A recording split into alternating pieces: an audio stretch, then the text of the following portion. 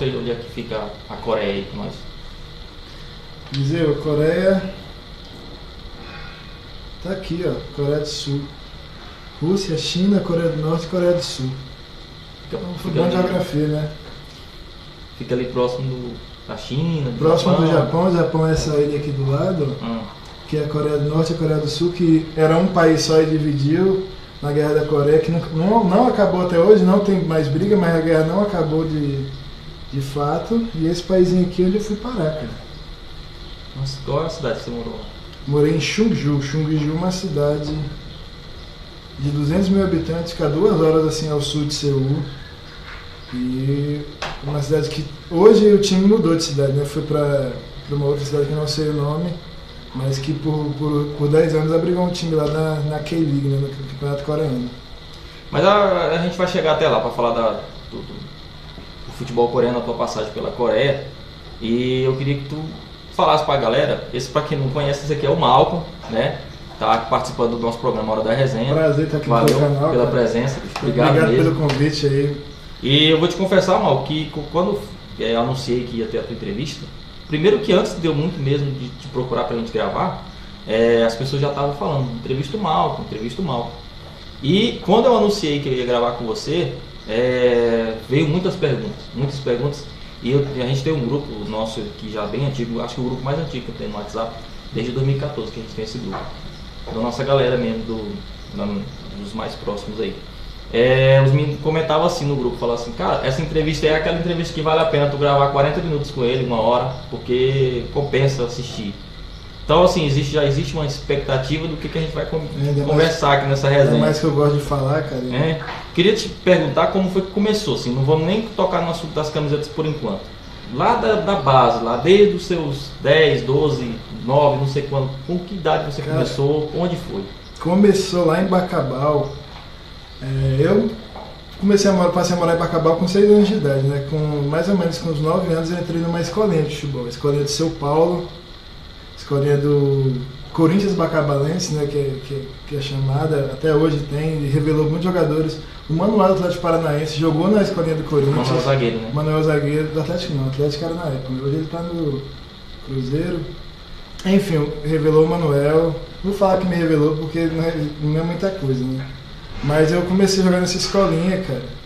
E tipo assim, jogando torneios na cidade, torneios na região, mas onde deu o start assim para sair de Bacabal, sair do Maranhão e conhecer o país, e posteriormente depois o mundo, né?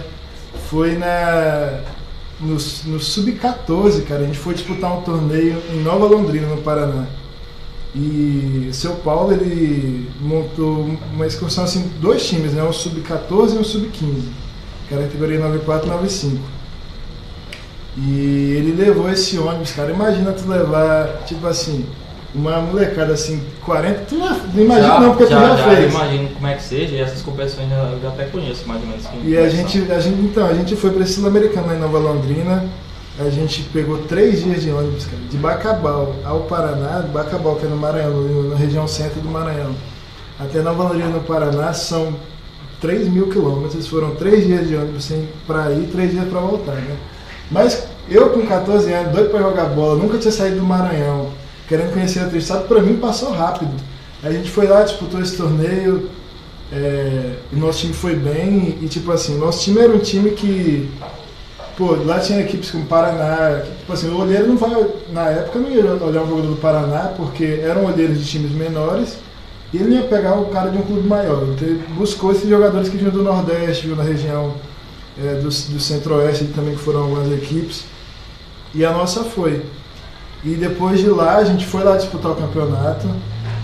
Eu saí de lá com tipo assim, a gente voltou para Bacabal.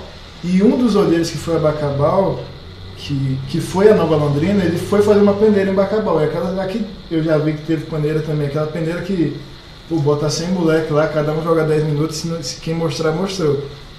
E nessa peneira eu fui um dos escolhidos, cara. E na época, o primeiro torneio que eu disputei fora de Bacabal foi a Copa Votorantim Sub-15. É um campeonato que vai todos os times grandes, vai Flamengo, Vasco, São Paulo.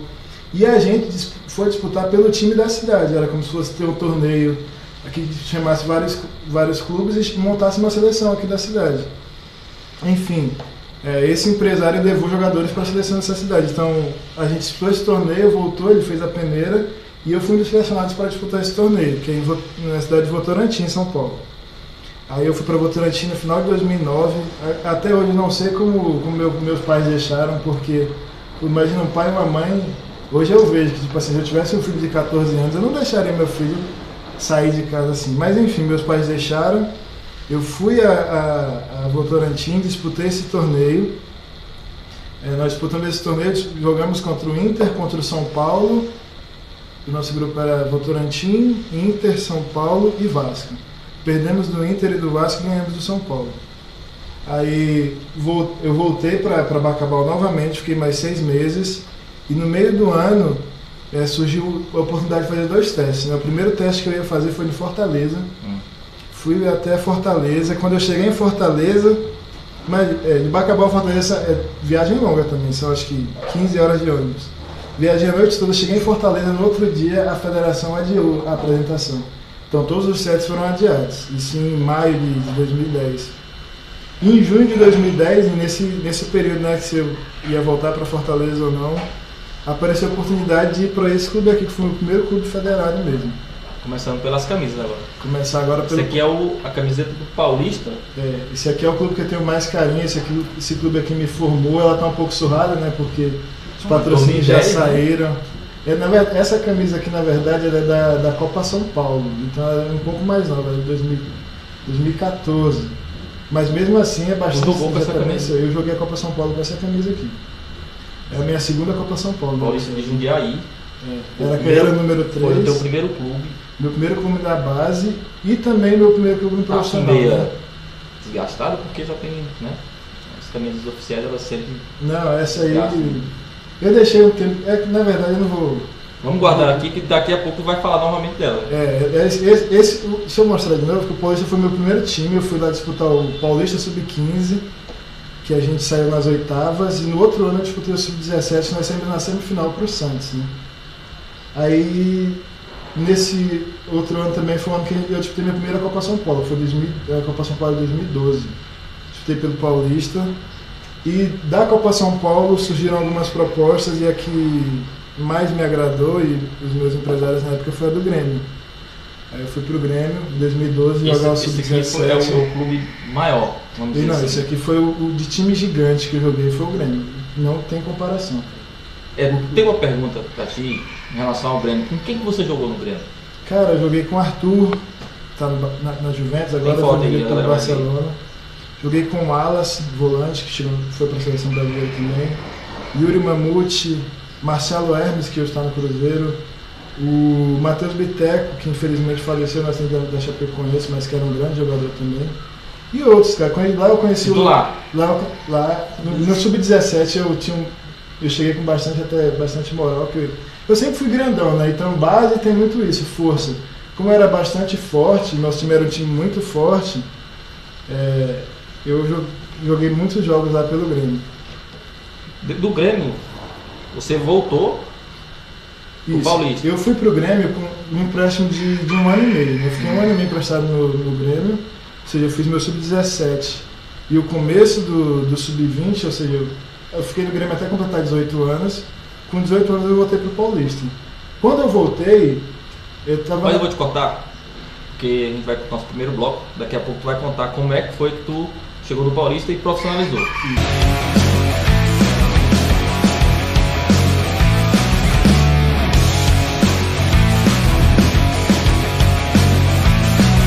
Voltamos aqui com o nosso programa Hora da Resenha. E antes da gente começar o nosso segundo bloco, eu queria que vocês fossem lá, se inscrevessem no canal, compartilhassem nossos vídeos, ativem a notificação. E se todo convidado nosso, cara, fosse como você, que compra refrigerante pra tomar uma resenha, não, fazer uma resenha, é a hora da resenha. Não tem resenha sem coca, porque a resenha é ditado de boleiro, porque a resenha paga uma coca. Então eu vim aqui pagar uma coca, eles iam não tomar coca, mas paguei um Guaraná pra ter resenha com eles, né, cara? Então, gente, os próximos entrevistados que a gente for gravar com vocês, prepara a resenhinha, Coca-Cola, eu não bebo coca, Guaraná Antártica, entendeu? Que a gente vai junto. A gente parou lá onde você saiu do Grêmio. Isso. E retornou pro Paulista. Acabou o empréstimo com o Grêmio e eu retornei pro Paulista com 18 anos. Com 18 anos eu retornei pro Paulista e eu pensei, pô, eu tô na base do Grêmio, eu era titular na base do Grêmio. Ou eu volto pro Paulista para ser profissional, ou eu vou terminar meu sub-20 em outro clube maior. Por que não dava no Grêmio? No Grêmio foi assim, no Grêmio eu fui contratado pelo Marcos Biasotto, que era o diretor da base. E o Marcos Biasotto ficou, eu fiquei até o período que ele ficou. Quando muda diretor, esses clubes grandes tem muita política envolvida.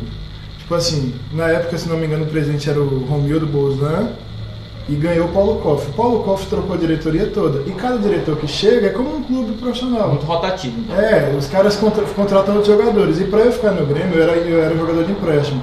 Para eu ficar no Grêmio, o Grêmio tinha que pagar uma quantia alta. Certo. E para o Grêmio não compensava, porque era um novo diretor que não me conhecia, eu era conhecido, mudaram a maioria dos treinadores da base, e com isso os jogadores vão sendo bem rotativos. Tirando aqueles jogadores que já têm muita identificação com o clube de estar lá desde tipo assim 7, 8 anos, os que chegam com 16, 17, por exemplo, quando eu fui dispensado do Grêmio, fui dispensado na mesma época que o Grêmio não renovou comigo, o Grêmio também não renovou com o Cleison, que hoje está no Corinthians. Não, que hoje está no Bahia, então. Passou pelo Corinthians. Está no Bahia. Ponte Preta. Exatamente, nós chegamos juntos e fomos embora juntos, que fomos, tipo assim, nós chegamos como emprestados, né, e não fomos comprados. Então aí você voltou pro Paulista para tentar se profissionalizar. Voltei pro Paulista e recebi a oportunidade no profissional na Copa Paulista de 2013.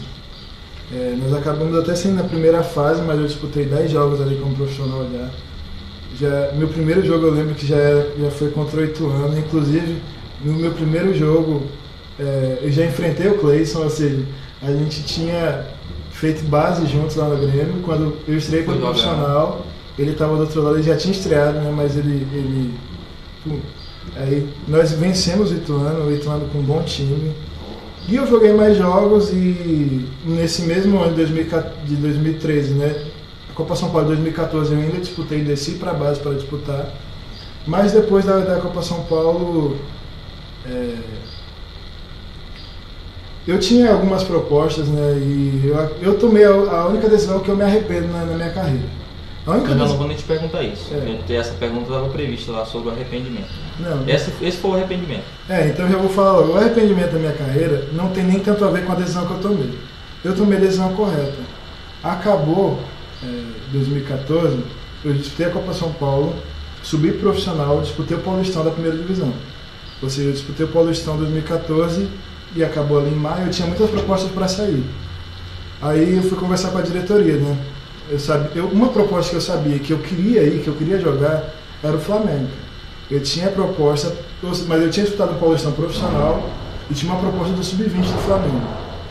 Conversei com a diretoria, me falaram que Malcom, fica, você vai jogar como profissional, você vai se firmar, é melhor.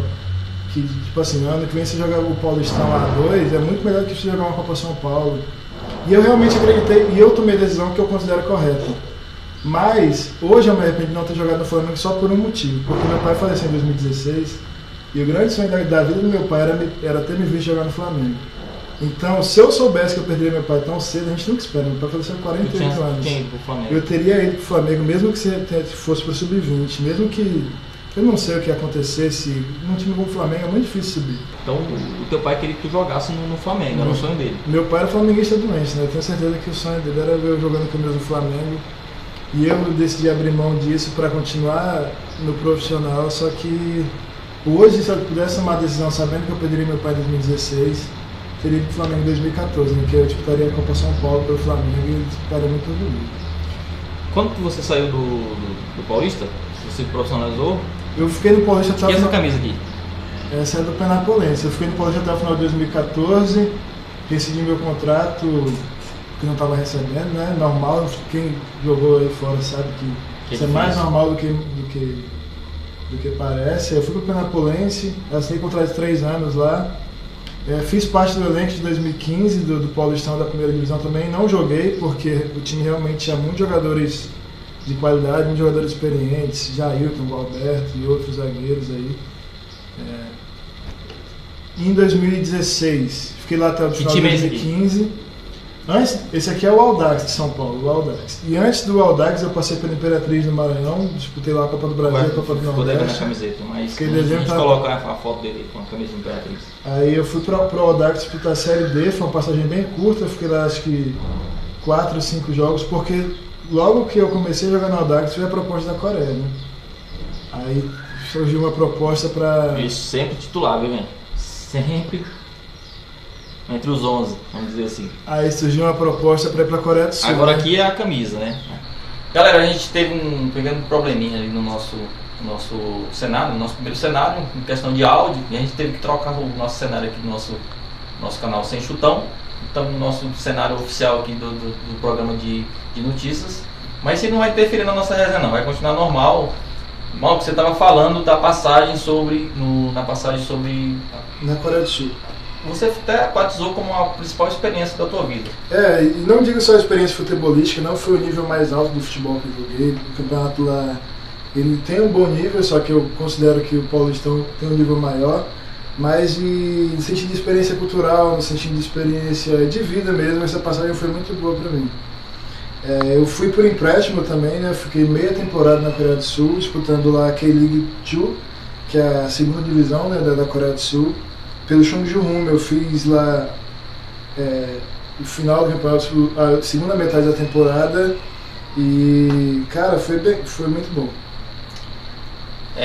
Quando você passou pela Coreia, eu recebi diversas perguntas sobre a sua passagem pela Coreia. Assim, como é que era a questão da língua, da comida principalmente, existe muita mudança? São as principais perguntas, e muda muita coisa. Tipo assim, a língua pra mim foi uma dificuldade que eu consegui superar menos mal porque eu falava inglês, que eu falo inglês, então pra mim facilitou bastante. Tinha alguns lugares que não adiantava, que às vezes outra pessoa não sabia e não adiantava, mas ajudou. E comida, cara, eu sou maranhense, né, bicho? O cara come o que tem que comer o que tem. Senti falta de muita coisa, senti falta da carne brasileira, do tempero brasileiro. Lá eles comem muita carne de porco e frango, né? Só que o tempero é muito diferente, eles não colocam nem sal na comida. Aí lá a gente pedia sair lá na cozinha, não tia, dá um pouquinho de sal pra gente colocar aqui, sal e até shogun, a tia, na hora que a gente ia lá, ela já sabia. Shogun, aí sim, a gente pegava sal e a gente foi inspirando. Lá tem muita comida boa, cara, eles gostam muito de peixe, frango e porco, né? E a carne é bem cara. O quilo da carne lá, às vezes, da carne boa lá é 80 reais, que seria do Brasil, né? $20, seria uns 80 reais. E lá, quando a gente queria uma churrascaria brasileira, era caríssimo. A gente tinha que pagar tipo $120. Então a gente ficou assim, Sim, nessa experiência que tu passou na Coreia, assim, existe muita diferença em relação ao Brasil? Assim, pelo que você viveu no Brasil.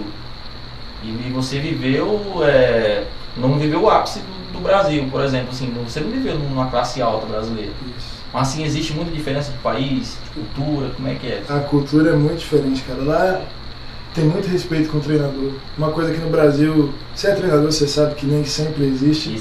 Lá existe muito respeito com o treinador, lá existe muito respeito com os mais velhos, ou seja, a molecada que estava lá saindo da base, respeitava muito quem já estava no profissional, uma coisa que no Brasil às vezes não tem, é totalmente diferente da cultura brasileira.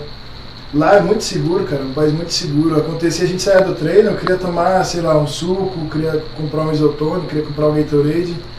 A gente parava no supermercado, aí eu comecei a ver todo mundo deixando a mochila, material de treino, fora do supermercado, lá na porta, ia lá dentro, comprava e saía, ninguém mexia, cara. Ou seja, tipo assim, eu tava lá suado, não queria entrar com material sujo, deixava tudo na porta do supermercado, entrava, comprava, saía, tava lá. E tinha aquela segurança de que ninguém ia mexer, ninguém mexe em nada. Os principais dois traços, né? Respeito aos mais velhos e a segurança, que é um absurdo. Você chegou a sofrer algum tipo de racismo jogando futebol, seja no Brasil, seja na Coreia? Sim. Cara, na Coreia do Sul não, né? Eles são um país muito receptivos com estrangeiros, eles são acostumados a receber estrangeiros na liga, eles gostam muito de brasileiros, e lá eu não sofri. No Brasil eu já sofri, cara, e o lugar que, tipo assim, pra mim isso ficou mais visível era em Porto Alegre, quando eu joguei no Grêmio. Tipo assim, quando eu chegava no local e as pessoas percebiam que eu jogava no Grêmio, era um tratamento diferente.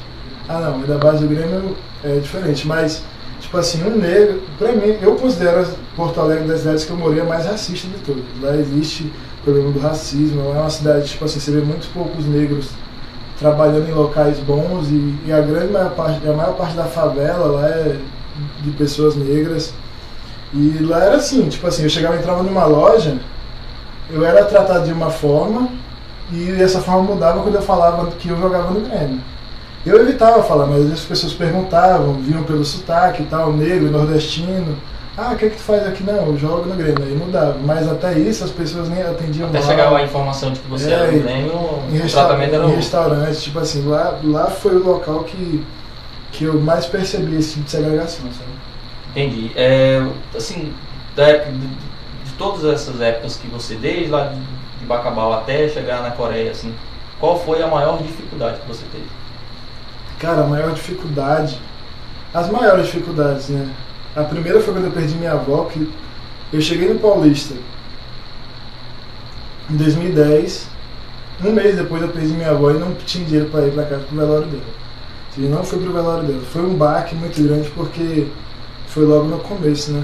E o maior de todos foi quando eu perdi meu pai, em 2016, para você ver como Deus não erra, né? Eu nunca tinha jogado no Nordeste, não tinha pretensão de jogar. Mas em 2016, no começo de 2016, aconteceu de eu ser emprestado para a Imperatriz. A Imperatriz ia disputar a Copa do Nordeste, Copa do Brasil, e surgiu a oportunidade de jogar pela Imperatriz. Eu fui meio um pouco controvertido, mas eu fui jogar na Imperatriz e na época que eu estava perto de casa, aconteceu de meu pai falecer. Ou seja, se eu estivesse em São Paulo, seria muito difícil de estar com a minha mãe, de estar com a minha família ali perto para ter um consolo. Mas aconteceu de eu estar em Imperatriz e meu pai faleceu, foi muito difícil, porque meu pai era a minha grande motivação na carreira. Meu pai era, tipo assim, era o cara que eu queria orgulhar. E perder ele, no início foi um baque, mas depois também continuou sendo uma motivação, porque hoje a minha motivação na vida, mesmo já tendo parado de jogar, é honrar a memória do meu pai, o legado que ele deixou e ser um homem honrado como ele foi. Então é isso, galera, daqui a pouco a gente vai voltar para o nosso último bloco, né? Encerrar que ainda tem algumas perguntas sobre a seleção de Redenção, ele vai responder aqui sobre o ambiente da seleção em 2019, que ele participou, foi campeão, e tem o nosso quiz no final, daqui a pouco a gente retorna.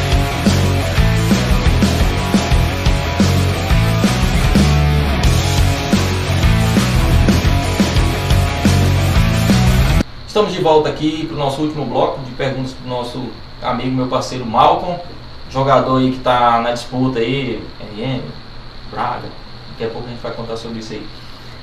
Malcolm, você veio para a Redenção em 2019. Você começou jogando no futsal, né? Ninguém te conhecia jogando futebol de campo, até porque ninguém nem sabia toda essa sua história dentro do futebol, dessas passagens.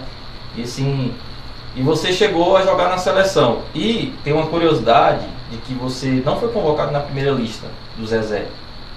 Você foi apresentado para o Zezé por meio de um DVD seu, né?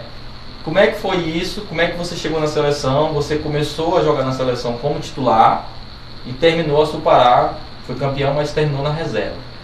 Por que isso aconteceu? Me conta assim, faz um resumo. Fazer um resumo, você tentar ser breve. Eu cheguei em Redenção, conhecia pouca gente, a maioria das minhas amizades era da igreja que eu frequento. E um amigo da igreja, o Eliseu Júnior, que deve ver essa entrevista, é inscrito no seu canal, ele falou assim, não, tem um time ali que eu conheço o cara, vou jogar por ele. Porque ele já me conhecia, sabia que eu era jogador e tal. Aí eu fui jogar pelo Braga, né? Aí eu joguei pelo Braga, joguei bem, mas tipo assim, não esperava não esperava que eu fui jogar pra me divertir, não esperava que, sei lá, ser o melhor jogador do campeonato. Fui jogar porque eu queria me divertir, gostava de competir e tal. E acabou dando muito certo, cara. Ganhei títulos pelo Braga. E a seleção, né? Quando eu fiquei sabendo da Supará, do torneio como a Supará, eu pedi para jogar. Eu que fui até você, Pra você falar com o Zezé. Seria até bom explicar, porque ele não foi convocado na lista do Zezé, porque o Zezé também não conhecia, ninguém conhecia o Malcolm Redenção. Então o Malcolm me procurou, mandou uma mensagem pra mim, mandou o DVD dele, eu assisti e apresentei esse DVD pro Zezé. Zezé, ó, esse cara tá aí na cidade, tá aí o DVD dele, o Zezé assistiu e pediu pro Malcolm ir treinar com a seleção. E aí... Eu pedi pra jogar pela seleção, o Zezé me deu a oportunidade, porque eu queria jogar Supará. E aí eu fui, cara, comecei lá na seleção, comecei como titular. Do meio pro final do campeonato ali, o meu rendimento não estava sendo o mesmo. Eu acho que por culpa minha mesmo, questão de concentração, de foco, de motivação mesmo, sabe? Que tipo assim, eu comecei muito empolgado para jogar pela seleção. Pô, torneio bacana, a galera joga bem, é gente boa. Só que do meio pro final acabou dando uma perda de motivação e aconteceu que... Essa perda de motivação sua foi muito pelo ambiente da seleção? Como, eu emendo uma pergunta em cima da outra. Como é que era esse ambiente? O ambiente da seleção era tipo assim, ele é muito bom, cara. Tipo assim, tem uns moleques, muita gente boa. Douglas, Cris, Davidson, Igor. O próprio Caio, que a galera fala que o cara é marrento, mas o cara é gente boa. Tipo assim, os caras são muito gente boa, velho. Só que, tipo assim, chegou um ponto que tinha muita briga de ego, sabe, cara? E futebol, ele tem muita vaidade. Aí eu percebi muita briga de vaidade, muita disputa. E eu, em momento algum, quis me envolver nesse tipo de disputa, sabe? Quem manda na seleção? Sou eu. Não, eu que mando, sabe? Eu falei assim, vocês estão brigando pra mandar aqui, pô. Aí acabou que deu uma desmotivada e meu rendimento caiu. Aí deu oportunidade pro Luiz, que foi... Pra mim, nas finais, o Luiz foi o melhor jogador, ou seja, foi até bom sair do time, porque o time melhorou. O último jogo seu como titular foi em Água Azul. Isso. Uma derrota para Água Azul no primeiro jogo da semifinal. O rendimento não foi bom. E depois, no jogo da volta, o Luiz já entrou no seu lugar, no time E o Luiz titular e não saiu mais. O Luiz fez um dos gols contra a Água Azul. O da final, o Luiz foi muito bem na final. E foi isso, cara. Tipo assim, eu comecei bastante motivado, no meio pro final dei mesmo uma desmotivada assim, meu rendimento acabou caindo, saí do time, mas o que importa é que no final, com todos os recursos desse ambiente... Mas a seleção, você pretende continuar na seleção, se você for convocado? Cara, esse ano provavelmente não. Depende muito, sabe? Mas aqui ano passado, como eu que queria jogar pela seleção, eu acabei gastando pra jogar na seleção, sabe? Tipo assim, tinha uma viagem fora, não dava pra ir de ônibus, eu ia no meu carro, sabe? Não pedi nada pra ninguém porque eu que pedi pra jogar. Então, tipo assim, mas acabou que tinha um jogo sábado, perdia meu sábado à tarde, que eu podia estar com a minha esposa, podia estar aproveitando, sabe? Tinha um jogo domingo à tarde em outra cidade, aí eu, domingo no Cumaru o jogo. Aí tu perde 4 horas indo, tem um tempo de jogo, tipo assim, eu perdi meu final de semana... Gastando. Tipo assim, e não que não valesse a pena, valeu a pena estar pela eleição. Mas esse ano é porque eu vou pesar para ver se o custo-benefício vai valer a pena, sabe? Certo. Também a gente nem sabe se também esse ano vai ter Supará por questão do Covid. A gente anunciou até num programa anterior que a organização talvez não organize a competição esse ano. Bom, a gente vai fazer o nosso quiz. Acho que tu já conhece como é que funciona. Né? Eu vou fazer uma pergunta aqui e você responde o que vem à cabeça. O seu ídolo no futebol? Meu ídolo no futebol, Paolo Maldini. Zagueiro italiano. Zagueiro italiano. O melhor zagueiro que eu vi jogar. Polêmica. Braga ou RM? Cara. Sou muito amigo do Wesley, sou muito amigo do Alan e o RM é o meu atual time, pela amizade que eu tenho com todo mundo do RM, mesmo quando jogava contra, eu sempre fui muito amigo de todos. Mas o Braga vai ficar sendo especial por ter sido o primeiro, né? Por ter sido a porta de entrada. E pela amizade por te apresentar, né? Pela amizade que eu tenho, eu sou muito amigo do Gustavo, do Mafran, do Goku, do Ilas. Então, pretende voltar pro Braga? Eu vou jogar no Braga ainda, cara. Tipo assim, eu não sei quanto tempo eu vou ficar em rendição, mas se eu ficar 10 anos aqui, eu vou jogar pelo Braga muitas vezes. Né? Vai jogar no Recife também. Um sonho. Um sonho, cara, eu quero ter filhos, cara. Meu sonho hoje é formar uma família, não tenho. E eu quero ter muitos filhos. A gente não tem por opção mesmo, a gente escolheu, minha esposa e eu, nós vamos ter filhos a partir do ano que vem ou do próximo ano. Mas eu quero ter muito, eu tenho muito de vontade de ser pai, cara. Eu gosto muito de criança. Na igreja eu dou aula na salinha das crianças. Então eu sou apaixonado por criança, eu quero formar uma família grande, cara. 4 filhos. Um outro esporte que você pratica? O outro esporte que eu pratico, que eu sou bom mesmo, cara. O pessoal pensa que eu sou bom de bola, mas eu sou bom mesmo no ping-pong. Tênis de mesa. Mas o que eu mais gosto de assistir é o basquete. Basquete. Gosto muito de assistir basquete e de jogar ping-pong. Mandar um abraço do meu amigo William do basquete, que vai estar aqui com a gente em breve, dando uma entrevista pra gente sobre o basquete em Redenção. Defina o Messi em uma palavra. ET. Extraterrestre. Você gosta mais do Messi ou tem outro jogador que você... O meu jogador favorito é o Messi. E é o melhor que eu vi jogar. Assim, mesmo no auge, o Ronaldinho no auge foi muito bom, mas o auge do Messi, sei lá, o Messi está há quantos anos no auge? Desde 2010 no auge, então não tem como o Messi... Não tem como comparar, né? Não. Tem uns caras que é fanático pelo Ronaldinho Gaúcho, cara, respeito também, eu sou da mesma opinião que você. Só que o Ronaldinho jogou no auge durante 2, 3 anos. Exatamente, cara. E o Messi está aí há 10, 12 anos. Eu vou dar uma opinião polêmica aqui. No final da carreira, a gente vai olhar para trás e o Neymar pode estar à frente do Ronaldinho. O Neymar vai ser o maior artilheiro da história da seleção brasileira. Então vamos discutir quando chegar lá. O melhor parceiro de zaga? O melhor parceiro de zaga que eu tive na vida, melhor de qualidade, para mim foi o Diego Carlos. Diego Carlos que eu estava no Sevilha, que vira e mexe, ele entra na lista do Tite para a seleção brasileira.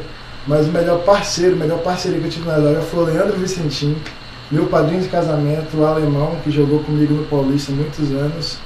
E é um amigo que eu vou levar para a vida. Foi o melhor parceiro, o melhor jogador que eu joguei comigo na zaga foi o Diego Carlos. O melhor parceiro foi o alemão. Fica com os dois aí, né? Vai aparecer foto dos dois aí. Os 3 melhores zagueiros do mundo. Sérgio Ramos, Van Dijk e o terceiro... Esses 2 primeiros são indiscutíveis, né? A partir do terceiro nome você começa a pensar, vai ali, vai aqui, mas eu colocaria o Godin. Gosto muito do Godin, cara. Sei que veterano já, né? Nas últimas 2 temporadas não tem sido, mas se for fazer um balanço assim, dos últimos anos aí, pra mim o Godin, excelente zagueiro. Certo. Um ídolo na música. O ídolo na música? Pô, agora eu desprevenido, cara. Você, pra quem não te conhece, você é evangélico, frequenta qual igreja? A Assembleia de Deus do Ministério de Anápolis, ali na Avenida Araguaia, na sede mesmo. O ídolo na música, eu vou colocar o Leonardo Gonçalves, porque pra mim ele é o melhor músico e compositor também. Certo. Top 3 jogadores de redenção. Isso aqui é de prática do programa. Top 3, tá ligado. Eu vou colocar o Maranhense. No futsal não tem como colocar o Hugo Abacaxi, velho. O Hugo joga muito, cara. Nunca joguei contra. A vez que a gente ia jogar contra ele, eu me preparei o dia todo, velho. Pô, o Hugo, jogar contra o Hugo e tal. Me preparei, que nem eu ia me preparava para os jogos profissional, porque eu sei que ele joga muito, cara. E ele acabou não jogando. No futsal, né? Isso, no futsal. Aí o Hugo Abacaxi, o Maranhense e o Juvenil do Cris também, que é bom jogador. Ele fala muito, mas é bom jogador. Uma pergunta mais voltada para o lado político. O Bolsonaro. Decepção, cara. Decepção. Você votou nele? Não, porque eu não votei. Eu não estava no meu domicílio. Eu estava em Redenção, eu não votava em Redenção na época. E hoje eu voto em Redenção, mas na época eu estava em Redenção na época da eleição e não pude votar, só justifiquei. Mas é uma decepção, cara, em muitos aspectos. Uma nota para o esporte de redenção. Cara, para o esporte de redenção, eu acho que tinha que ter mais estrutura. Né? Eu acho que a estrutura é muito precária, cara. Você vê, tem muito potencial, mas que não é explorado por falta de estrutura, falta de investimento. Ou política pública, o interesse de ter mais pessoas com interesse de ajudar mesmo. Eu daria hoje uma nota 6, cara. Tipo assim, se fosse pelos esportistas de redenção, a nota seria maior. Mas pro esporte de redenção, acho que por falta de estrutura, 6, tá bom. 5,5, por aí. Pra melhorar mais, né? Não, pra melhorar bastante. Por que você parou com o futebol? Porque assim, essa pergunta fica assim, até eu mesmo fico encabulado, porque você é novo, tem 25 anos de idade e você parou com 23. Isso. Você rodou aí Grêmio, Penapolense, vários clubes paulistas, que é difícil jogar no Campeonato Paulista. Você sabe quanto que é concorrido, cada clube paulista, a concorrência é muito grande. Você conseguiu jogar no Audax, no Penapolense, no Paulista de Jundiaí e outros clubes lá que você até me passou antes. E você jogou na Coreia também. Por que veio assim, decidiu, parei? Por que aconteceu isso? Cara, eu parei, eu falei pra você que tinha a ver com o Fernando Diniz, né? Vou demorar um pouco pra responder, mas eu vou responder. No Sub-15, eu tava no Sub-15 do Paulista, o Fernando Diniz era o treinador do profissional. E o Fernando Diniz jogou em Fluminense, São Paulo, ele virou pra gente e falou assim: guardem uma coisa pra vida de vocês. Estou começando agora. Futebol, ele só vale a pena se for para ficar rico. Diniz falou, Diniz é louco, né? Mas isso aí eu escutei com atenção. Cara, se no futebol é um meio que se você não for para você ganhar 100, 200, 500 mil reais, você, tipo assim, porque a carreira é muito curta e você passa por muitas situações de desrespeito mesmo, de torcedor, de comentário, pô, porque, tipo assim, futebol, o jogador joga um jogo mal, todo mundo comenta. Quando o cara erra no pão lá, tipo assim, ninguém posta na internet, pô, olha o pão desse cara, o sorveteiro erra no sorvete, ninguém sai postando na internet. O jogador não, o jogador ele erra. O cara é xingado de pessoal mesmo, sabe? Não chega só como profissional, fala assim, ele é um vagabundo. Então o futebol, ele compensa passar por tudo isso se for para ficar rico. Se fosse para ganhar 100, 200 mil, sei lá, 300 mil, 1 milhão, compensa. Mas é muito raro o jogador que ganha isso, cara. Mas o grosso do futebol brasileiro ganha pouco e vive com um atraso de salário. E eu casei. E antes de casar, falei assim, eu só vou... Tipo assim, eu vou casar e vou jogar futebol se o futebol conseguir sustentar dignamente a minha e a minha esposa. Ou seja, a minha esposa ela trabalha aqui, ela é concursada, ela tem um bom salário e eu só tiraria ela daqui. Não, aqui eu tenho um contrato bom, aqui eu sei que vão me pagar em dia e aqui eu sei que, tipo assim, vou sustentar minha esposa e vou dar uma boa vida pra ela. Cara, se não for, na minha opinião isso é muito pessoal, que eu aprendi com o Fernando Diniz. Que, na minha opinião, só compensa se for para ganhar muito dinheiro, cara. Porque, tipo assim, compensou para mim até os 23 anos. Eu ganhei bem, ganhei, tipo assim, quando eu fui do Brasil, eu consegui ter um bom salário. Mas, tipo assim, para ficar aqui no Brasil, jogando pelos times do interior, sem segurança, contratos curtos, eu acho que não compensa tanto. E, tipo assim, eu nunca larguei a escola, sempre estudei inglês, estudei para aprender inglês. E eu sou muito voltado para a área de estudo, sabe? Então hoje eu estudo Direito, estou no 2º ano da faculdade, vou me formar, vou tentar atuar na área do Direito. E eu sei que eu vou ter uma carreira que vou até os 50, 60 anos podendo atuar nessa carreira, com mais segurança. O futebol não oferece a segurança, então se for para jogar e apostar, eu prefiro ir por um caminho mais seguro. Então é isso, galera. O nosso programa Hora da Resenha terminou com essa fera. Foi um prazer. Se quiser deixar aí os seus agradecimentos. Eu agradeço a Eliseu pelo convite, foi muito legal, cara. Tem muito mais coisa para falar. E quiser fazer uma parte da a gente faz. E galera, não se esquece de se inscrever no canal, de dar like no vídeo, de ativar as notificações e compartilhar esse vídeo. Vamos espalhar, vamos apoiar esse projeto aí do Eliseu, que o esporte de redenção tem muito a melhorar com esse cara aqui, cara. Valeu, irmão. Obrigado mesmo. Viu?